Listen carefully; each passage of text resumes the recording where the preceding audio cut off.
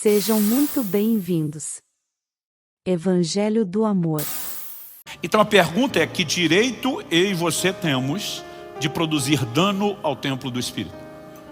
Em 1 Coríntios, no capítulo 3, no verso 16, Paulo fala que nós somos o santuário do Espírito Santo. Mas no 17 diz assim: se alguém o destruir, falando do santuário que é o corpo, Deus o destruirá. Durante muito tempo, eu digo, eu e muitos pregadores usávamos esse texto apenas para falar contra o suicídio. E eu preciso tocar nesse assunto aqui. Não importa o desespero da vida que alguém possa ter. Paulo fala de tribulações a ponto de desesperar da vida. Mas ele diz: e o Deus que nos livrou e continuará a nos livrar, nos livrou disso. Não importa o nível de desespero, eu e você devemos recorrer a Deus e nunca desistir da vida. Aliás, esse texto nos mostra o quão sério pode ser a consequência do suicídio, que não é apenas por fim a vida terrena. Paulo disse: se alguém destruir o corpo, que é o santuário do Espírito, Deus o destruirá. O cara já matou o corpo, o que é que sobrou para Deus destruir depois? Então a gente sempre usava isso como uma advertência: não cele sua condenação eterna. Mas a pergunta é: a destruição do corpo é só um ato instantâneo de suicídio? Ou será que de forma gradual e progressiva, eu e você não podemos estar fazendo a mesma coisa? Quando você entende redenção, parte da ideia de mordomia, de ser um bom gerente daquilo que é de Deus, não é nosso, é cuidar do corpo. Você pode dizer amém? Esse cuidado envolve a maneira como relacionamos com o mundo espiritual, com os princípios, não entregando a imoralidade ao corpo. Mas também envolve elementos como o cuidado da saúde. Então me permita falar de alguns cuidados necessários dentro dessa perspectiva, não só de quem quer ter saúde, mas eu e você precisamos entender o zelo que nós precisamos ter para com aquilo que é de Deus. E o tópico número 1 que eu preciso abordar rapidamente aqui diz respeito à questão da alimentação. Muitas vezes a gente não percebe o quão sério isso pode ser, não só no natural, mas mesmo na mescla com o mundo espiritual. Qual foi o lugar onde o homem cede lá na primeira tentação no Éden? A tentação não se limitava à comida, mas vem mascarada por trás da comida, porque Satanás sabia o poder que isso teria. Quando Esaú vende o seu direito de primogenitura, vendeu pelo quê? Por um prato de lentilha. O livro de Números diz no capítulo 11 que quando o povo tem saudade do Egito, o lugar da escravidão de onde Deus os libertou, qual era o elo emocional com a escravidão? Saudade da comida. Quando você olha para o próprio Jesus sendo tentado por Satanás no deserto, qual foi a primeira tentação? Transforma essas pedras em pães. A comida está sempre por lá. Em Filipenses 3, Paulo fala daqueles cujo Deus é o ventre. Ou seja, uma idolatria, algo concorrendo com o lugar de Deus e que diz respeito à forma como eu e você nos relacionamos com a comida. Eclesiastes capítulo 10, verso 17 diz: feliz é você, ó terra, cujo rei é filho de nobres e cujos príncipes se sentam à mesa a seu tempo para refazer as forças e não para se embriagar. Outras traduções dizem: não para se banquetear. Então é fato que quando Deus fez o alimento, Ele não nos deu apenas uma fonte de nutrição. Ele cria o paladar, Ele deu também uma fonte de prazer. Mas todos os prazeres que Deus nos deu devem ser usados com sabedoria e moderação.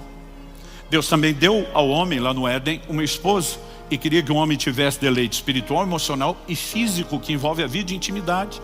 Mas o mesmo Deus estabeleceu padrões, limites.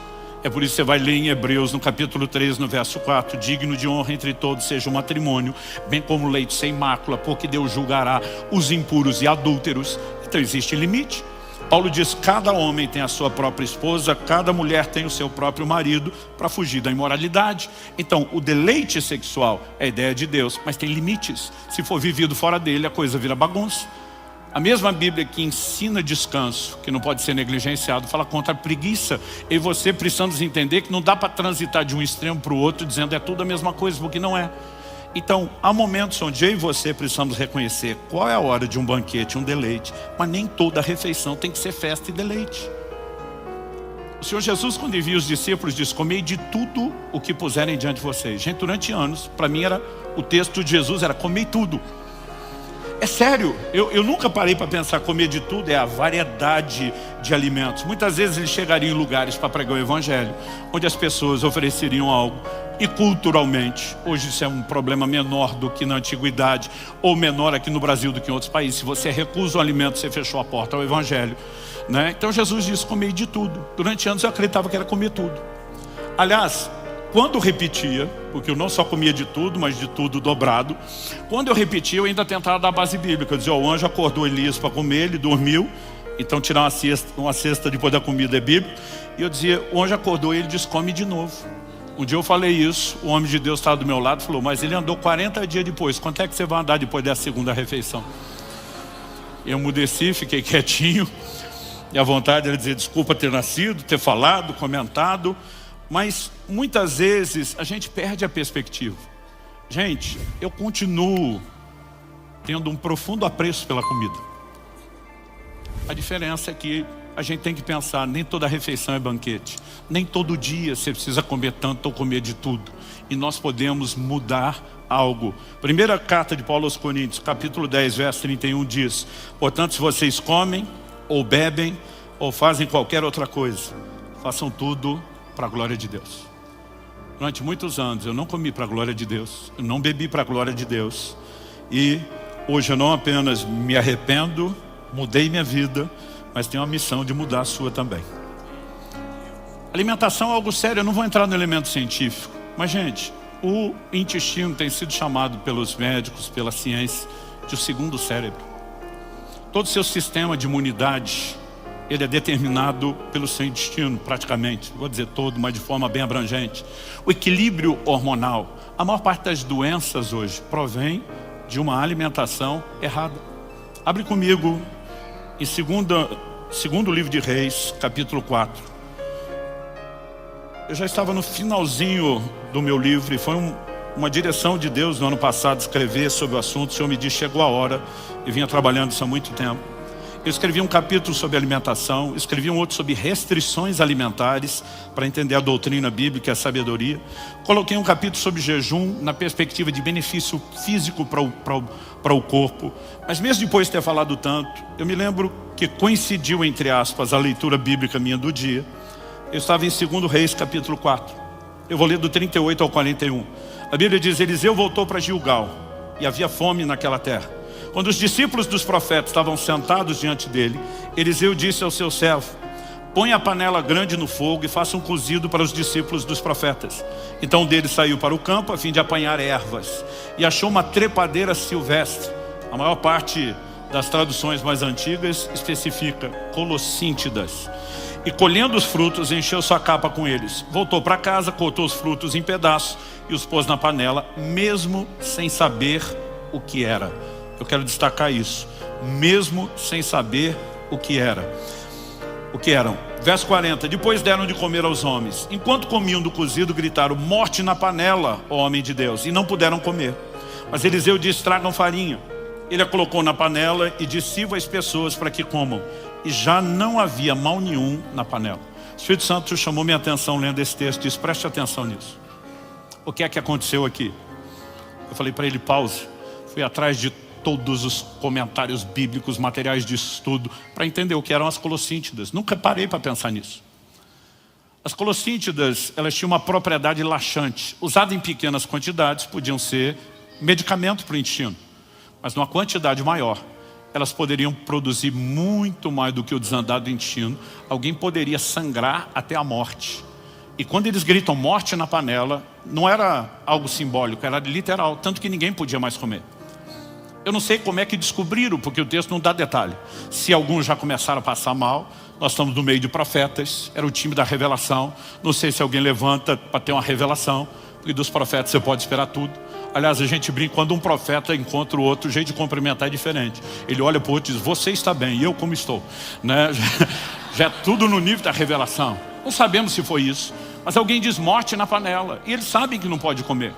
Então, houve a necessidade de uma intervenção de Deus, porque não tinha opção de alimento, gente. Havia fome na terra. Agora a Bíblia diz que Eliseu chegou em Gilgal, o seu moço que o servia com ele, eu não sei, provavelmente não era de lá, não conhecia, não sabemos porquê, mas a Bíblia diz que ele coloca aquilo sem saber o que é. E nesse dia o Espírito Santo fala comigo e diz, por que é que a morte foi parar na panela? Apesar de com Deus a gente usar um linguajar respeitoso, minha vontade é dizer, por causa da ignorância daquele camarada que não sabia o que estava botando na panela. E o Senhor falou comigo, quanta ignorância de vocês hoje não está colocando morte na panela e no prato de vocês. A maioria de nós não tem noção do que a gente come, do efeito que isso produz. E a gente tinha que ter um mínimo de entendimento. A quantidade de alimentos processados, industrializados que você comemos, a quantidade de produto químico que a gente bota para dentro, conservante, saborizante, aromatizante, né? A lista vai longe. A maioria de nós não tem noção do que tem feito. Mas a pergunta é, se temos a responsabilidade de cuidar do corpo, será que eu e você não deveríamos, como parte dessa responsabilidade, se atualizar um pouquinho mais? Evidente que sim. Segunda coisa, que é uma das áreas de cuidado, eu quero passar rápido aqui, mas não posso deixar de tocar.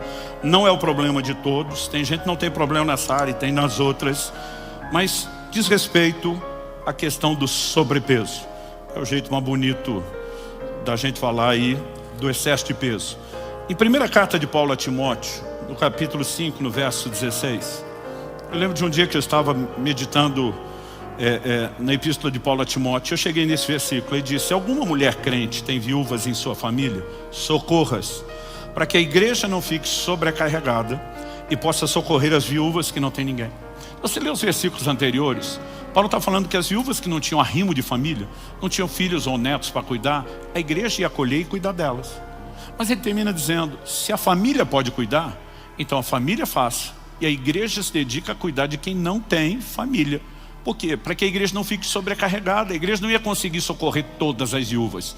Então tinha que canalizar energia para aquelas que não tinham os familiares. Eu lembro quando eu li esse texto, para que a igreja não fique sobrecarregada, o Espírito Santo falou comigo, nenhuma sobrecarga é sábia. O jeito que ele falou, eu sabia que ele ia falar algo diferente. Eu já parei, fiquei pronto para anotar, esperando que fosse alguma coisa sobre a vida da igreja. E depois de dizer, nenhuma sobrecarga é sábia, ele me disse, nem o seu excesso de peso. Esse foi um dos primeiros confrontos de Deus, já na fase 2, não era nem na fase 1. E de repente eu começo a pensar, se você edifica um prédio e não faz fundamentos que comportem o prédio, o que é que vai acontecer? Se não desmoronar, vai dar uma entortadinha como a Torre de Pisa. Se você decide usar um automóvel, seja de um carro, uma caminhonete ou um caminhão, e carregar mais peso do que a suspensão suporta, qual é o final dessa história?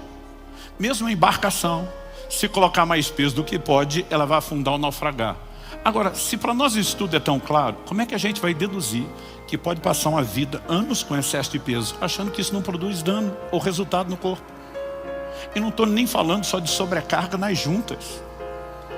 Vamos falar da sobrecarga ao coração, ao sistema cardiovascular. É por isso que a obesidade e pressão alta andam juntos. Vamos falar de diabetes.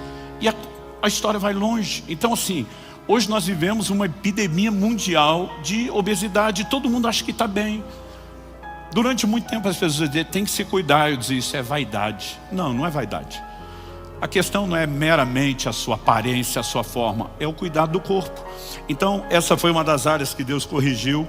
Eu tive que tratar e ela merece nossa atenção. Terceiro, descanso. E agora quem está falando é o imperativo. Desses que andam no trifásico. Não sei nem se eu estou no 220 ou numa voltagem superior. Durante muito tempo, sabe o que eu dizia? Eu dizia que dormia, perdi tempo. Quer dizer, passar um terço da vida dormindo.